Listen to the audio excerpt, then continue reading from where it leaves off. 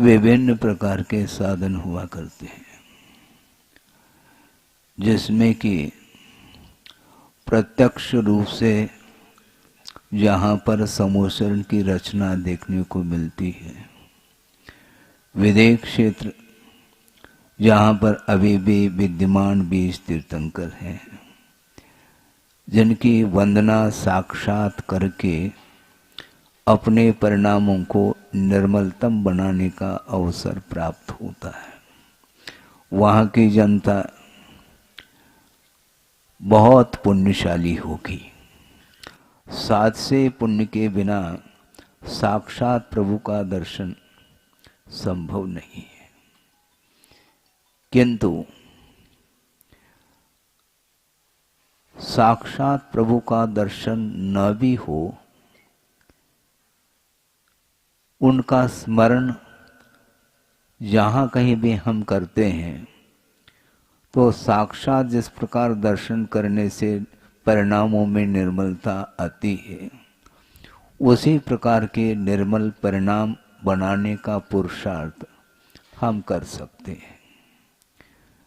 हमें तुलना नहीं करनी है, किंतु लक्ष्य यदि हमारा उज्जवल है, हमारा आदर्श उज्जवल है,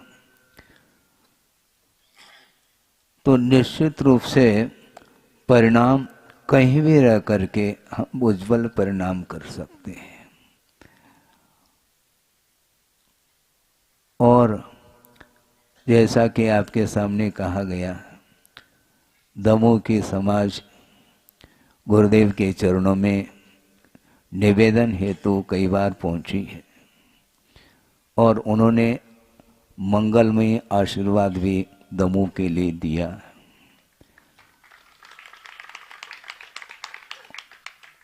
और वह आशीर्वाद आज फलित हुआ है। गंज वासोदा में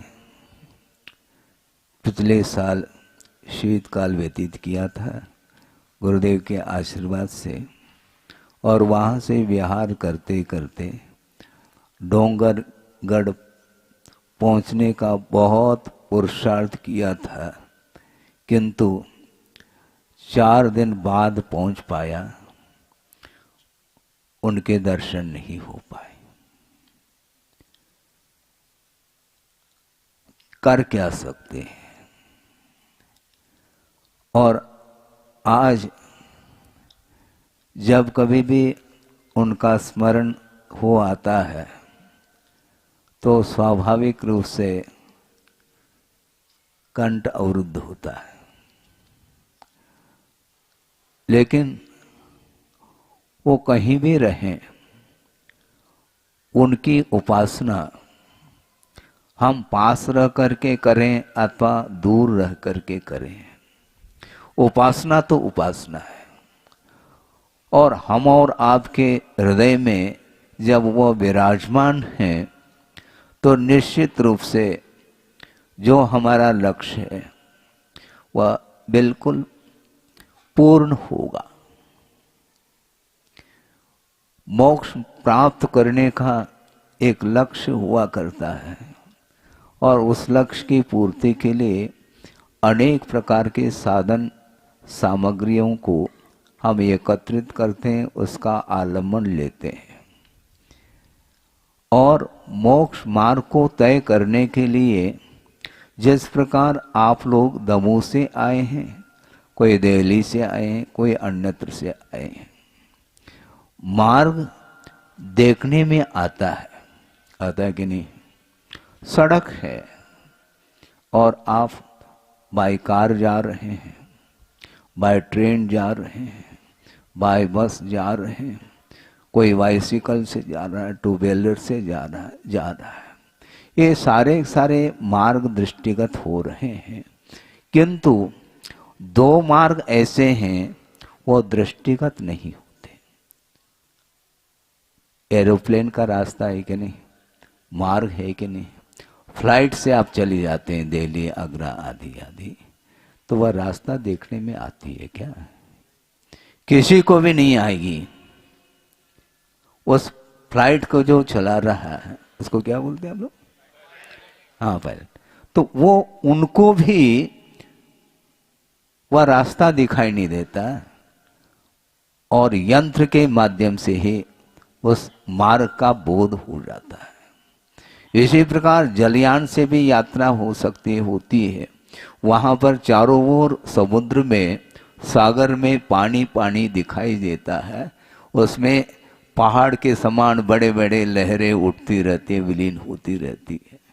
किंतु वहां पर चारों ओर हम दृष्टिपात करते हैं तो कोई भी रास्ता दिखाई नहीं देता। किंतु वहां पर यही बात घटित होती है, यंत्र के सहारे से उस मार्ग को तय किया जाता है। उसी प्रकार मोक्ष मार्ग को तय करना है, वह मोक्ष मार्ग दिखाई नहीं देता। आत्मगत ऐसे उज्जवल परिणाम होते हैं जिसको हम मोक्ष मार्ग की संज्ञा देते हैं। संसार में परिभ्रमण करने के लिए भी आत्मगत परिणाम ही कारण सिद्ध होते हैं। जो विपरीतता को लेकर के परिणाम होते हैं उसके माध्यम से संसार का निर्माण होता है। संसार का निर्माण किसी के द्वारा नहीं होता, अपने ही परिणाम के द्वारा संसार का निर्माण हम लोग कर लेते हैं और अपने ही उज्जवल परिणाम के माध्यम से मोक्ष तत्व को भी हम हासिल कर लेते हैं। तो इसलिए आप लोगों ने पंच कल्याण गजरत महोत्सव करके जो 7 से पुण्य का अर्जन किया है, मुझे विश्वास है कि इन 7 से पुण्य के अर्जन के माध्यम से भावना तो रखी जा सकती है। इसमें क्या, इसमें कोई दाम लगता है क्या? भावना प्रभु से हम भा सकते हैं। ये 7 से पुण्य के माध्यम से जो बिंब स्थापित करके आप लोगों ने आराधना की है, प्रभु की आराधना की है, उसी प्रकार साक्षात भी प्रभु का दर्शन आप लोगों को हो। और क्या, आप बुला रहे हैं दमू, हम भेज रहे हैं विदेश क्षेत्र। हाँ महाराज, विदेश क्षेत्र की बात मत करो, अभी तो वो बहुत दूर है, दमू पास है, इसलिए दमू आओ। इस प्रकार आप लोग कहते हैं, ये ठीक है। किंतु संसारी प्राणी जहां भी रहता है तो उसको छोड़ना नहीं चाहता है। एक उक्ति हमने पढ़ी थी, वह ये है कि वो क्या, आप ही लोगों के माध्यम से वो सुनी थी, जननी जन्मभूमिश्च स्वर्गात अपि गरीयसी, कहते हैं माँ और जन्मभूमि ये स्वर्ग से भी श्रेष्ठ है। इस प्रकार उक्ति में वह भाव आए हैं। उसी प्रकार जन्मभूमि आप भूल नहीं सकते, भले ही विदेश क्षेत्र भूल जाए, ये बात अलग है। क्यों होता है, सही है। इसलिए हमारा भाव ये है, जहाँ भी रहो हमें कोई आग्रह नहीं है, क्योंकि आप स्वयं रह रहे हैं, हमारे कहने से थोड़ी रह रहे हैं। आपका पूरा जीवन ही व्यतीत हो गया। कितनी चातुर्मास कर लिए आप लोगों ने दमोह में? 65 कर लिए, किसी ने 80 कर लिए। हाँ, किंतु हमने चातुर्मास एक भी नहीं किया दमोह में, कुंडलपुर में जरूर किया है। कहीं भी रहो, रहने का स्थान कोई भी हो सकता है, इसमें कोई बाधा नहीं। किंतु सच्चे देव गुरु शास्त्र की उपासना जहां भी रह करके आप करोगे तो उसका निश्चित रूप से प्रभाव पड़ेगा आत्मा के ऊपर, उसके संस्कार पड़ते हैं। छोटे छोटे बालक भी क्यों न हो, धार्मिक वातावरण में उनका रहना होता है तो निश्चित रूप से उन बालकों के ऊपर भी धार्मिक संस्कार पड़ जाते हैं। ये आप लोगों का ही पुरुषार्थ है। हाँ, तो इस प्रकार बड़े बड़े जो आयोजन हैं धार्मिक अनुष्ठान के रूप में, वो समय समय पर होना चाहिए और उसके माध्यम से ही वातावरण को, परिसर को बिल्कुल एक निर्मल बनाने का पुरुषार्थ होना चाहिए। और आप लोगों ने बहुत अच्छे ढंग से पुरुषार्थ करके उस आयोजन को संपन्न किया है। और निर्यापक श्रमण अभय सागर जी का सानिध्य भी आप लोगों को गुरुदेव के आशीर्वाद से प्राप्त हुआ था। सुनो, हाथी के पैर के नीचे सब समाहित हो जाते हैं। उनका जब आशीर्वाद मिला है तो अकेला हमारा क्या आशीर्वाद है, उनके आशीर्वाद का हम समर्थन कर रहे हैं ना, यही आशीर्वाद समझ लो और क्या है। जिस कार्य के लिए उनका मंगलमय आशीर्वाद हो तो उसमें और कौन सी कमी रहेगी। ये कार्य बहुत अच्छे ढंग से आप लोगों ने किया है। और पास में कुंडलपुर सिद्ध क्षेत्र है, वहाँ पर भी जो अवशेष जो कार्य हैं वो बहुत अभी बाकी हैं।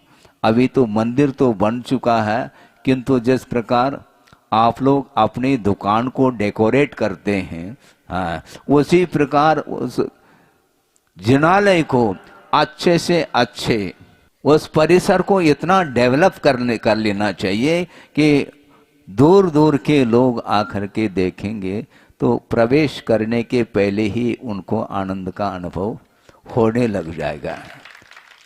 हाँ, सिंह द्वार के पास पहुंचने के पहले ही सीढ़ी चढ़ते चढ़ते मान लो थकान भी आ जाए वृद्ध आदि को, तो भी वह थकान बहुत जल्दी दूर होगी। इतना आकर्षक उसको बनाओ उसके, क्योंकि इसके माध्यम से ही जो है ना हमारा जो वित्त है इस प्रकार के सत्कार्यों में लगेगा तो उसके माध्यम से जो जीवन उन्नति की ओर बढ़ेगा उसका हम व्याख्यान नहीं कर पाएंगे। क्योंकि ये भी कहा गया है कि पुण्य के उदय से संपदा मिलती है, वैभव मिलता है। इसके उपरांत भी उस वैभव का सदुपयोग करने के लिए और साथ से पुण्य संचित करने की आवश्यकता पड़ती है, तब कहीं जाकर के उस पुण्य का सदुपयोग हो पाता है। नहीं है तो सारी संपदा विषयों में लगती चली जाती, लगती क्या नहीं। परिवार में एक कन्या का संबंध करना है, विवाह संबंध, उसमें करोड़ों रुपए व्यय करने वाले भी दुनिया में मिलेंगे, मिलते कि नहीं। किंतु सौधर्मेंद्र बनने के लिए घंटों लग जाते हैं, बोलियां लग जाती हैं, और क्या होता है, नहीं हो पाता। क्यों? ऐसा ही है। धार्मिक क्षेत्र में वित्त का सदुपयोग करने के लिए विशिष्ट पुण्य की आवश्यकता होती है। इसलिए आप पुण्य संचित करिएगा और आगे जाकर के भविष्य में और जो भी आप प्राप्त करना चाहो, बल्कि विशेष रूप से मोक्ष मार्ग की सामग्री को प्राप्त करने के लिए अभी से तैयारी करनी चाहिए। क्योंकि वर्तमान में पंचम कलिकाल होने के कारण दीर्घ सहनन का अभाव है, साक्षात प्रभु का दर्शन भी नहीं हो पाता है। चतुर्थ काल नहीं होने के कारण वो सारी उन क्रियाओं को संपन्न करने की क्षमता हम और आपके भीतर नहीं है। किंतु चतुर्थ काल जब आएगा उस समय आपके पास विशेष रूप से पुण्य अपने मोक्ष मार्ग की सामग्री प्राप्त होगी और उसके माध्यम से हम साधना के लिए कटिबद्ध होंगे। इसलिए लक्ष्य तो सबका एक ही है, चाहे वह गृहस्थ हो अथवा श्रमण हो, सबका लक्ष्य एक ही है, मोक्ष प्राप्त करना है। हाँ, मोक्ष प्राप्त करने का अर्थ क्या? मुक्त होना है, और मुक्त होने के लिए पहले घर से मुक्त होना पड़ेगा, ध्यान रखो। घर से मुक्त होना, और घर से मुक्त होने का अर्थ उस स्थान से ही मुक्त होना है। घर तो सब जगह है, किंतु जहां आपका निवास है उस स्थान को भी छोड़ने की बात है। त्याग की बात करो, जोड़ने की नहीं। जोड़ने में धर्म नहीं, छोड़ने में धर्म है। और गुरुदेव ने एक हाइकू दिया है, प्रासंगिक है, उसको आपके सामने रख करके इस विषय को संक्षेप में इसको रख करके पूर्ण कर लो कि जोड़ो न जोड़ो, जोड़ो न जोड़ो, जोड़ा छोड़ो, जोड़ो तो बेजोड़ जोड़ो, ये कहा है। किसी से जुड़ना नहीं, न किसी को जोड़ना, और जोड़ा है तो उसको छोड़ो, और जोड़ो तो बेजोड़ जोड़ो कहा। बेजोड़ कौन है? बड़े बाबा है, उनसे जोड़ो अपने आप को। क्या? हाँ, दमों से नहीं, दमों से तो बहुत जोड़ लिया आपने, अब छोड़ो उसको। हाँ, उस स्थान के प्रति जो ममत्व भाव है, जो अपनत्व है, उसको छोड़ करके अपने आप का संबंध बड़े बाबा से और गुरुदेव से जोड़ो। हैं? आचार्य महाराज ने आपके लिए कितना कितना समय दिया। 50-55 साल तक उन्होंने बुंदेलखंड में ही 2-4 मुश्किल से दूसरी जगह चातुर्मास किए होंगे, किंतु चाहे शीतकाल हो, चाहे ग्रीष्मकाल हो, चाहे वर्षा योग हो, बुंदेलखंड में ही आश्रय क्षेत्र, सिद्ध क्षेत्र आदि में उन्होंने संपन्न किए हैं। और उस बुंदेलखंड में रह करके विहार आदि करके इतना विशाल संघ का उन्होंने निर्माण किया है। हाँ, स्वयं आत्म साधना करते हुए विश्व को प्रकाश में लाने के लिए, विश्व को प्रकाश देने के लिए उन्होंने जो पुरुषार्थ किया है, वह बहुत बड़ा मिसाल हमारे सामने है। इस प्रकार शायद ही भविष्य में कोई हो। बहुत कठिन कार्य है। अपनी आत्म साधना करना तो कठिन है ही, किंतु उससे भी कठिनतम कार्य है दूसरों को प्रकाश में लाना और उनको धर्म की ओर अग्रसर कराना। ये बहुत कठिन कार्य होता है, क्योंकि पाश्चात्य संस्कृति है और भौतिक युग में संसार, पूरा संसार वह विषयों में डूब रहा है। अन्यथा न ले, किंतु एक जमाना था, उस समय न टेलीविजन था, न मोबाइल थे, न और कोई साधन थे, किंतु वर्तमान में छोटे बच्चे से लेकर के बूढ़े तक प्रत्येक व्यक्ति के जेब में, हाँ, जितने जेब हो उतने होंगे, जहां तक मैं समझता हूं, मोबाइल है। और छोटा सा मोबाइल, और उसमें पूरा का पूरा संसार समाहित है, और उसके माध्यम से ही पतन हो रहा है। आत्मा का उत्थान करने के लिए इस प्रकार के साधनों का आलंबन हमें नहीं लेना, किंतु आचार्यों ने गुफाओं में रह करके जो चिंतन मनन आदि करके अनुभव के साथ उन्होंने जो आगम दिया है, लिख करके आपके सामने रखा है, बहुत बड़ा उन्होंने उपकार किया है हम और आपके ऊपर।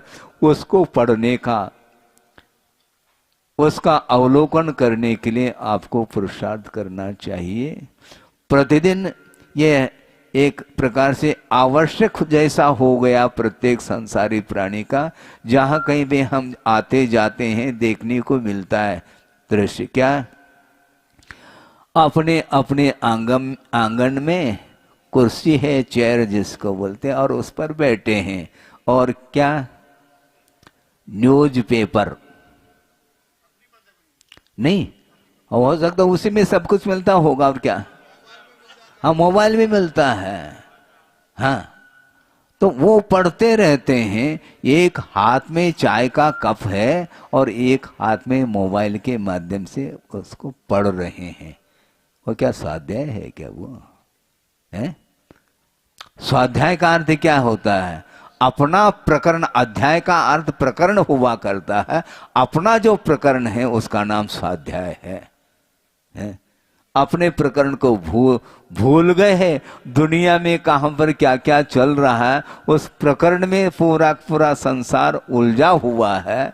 इसलिए इस प्रकार के धार्मिक आयोजनों के माध्यम से अपने परिणामों को उज्जवल बनाने के लिए आप लोगों ने बहुत अच्छे ढंग से तन मन धन से समर्पण भाव के साथ जो संपन्न किया है, पंच कल्याणक संपन्न किया है, इसी प्रकार की आयोजनाएं और भी आप समय समय पर करते रहें और उसके माध्यम से आत्मा की उन्नति करने के लिए पुरुषार्थ करें और उसके माध्यम से ही हमें आत्म तत्व को प्राप्त करने के लिए अवसर मिलेगा। क्योंकि वर्तमान में वह आत्म तत्व, वह जीव परतंत्रता का अनुभव कर रहा है। स्वतंत्रता का अनुभव करने के लिए ही ये सारा का सारा अनुष्ठान किया जाता है और उसके माध्यम से अनंत काल के लिए स्वाधीनता का अनुभव करने के लिए अवसर प्राप्त हो सकता है। हो इस पवित्र भावना के साथ अहिंसा परमो धर्म की जय। बोधि समाधि परिणाम शुद्धि स्वात्मोपलब्धि शिव शोक सिद्धि चिंतामणिम चिंतित वस्तुदाने त्वां वंदमानस्य ममास्तुते। परम पूजाचार्य गुरु श्री विद्यासागर जी मुनि महाराज की जय।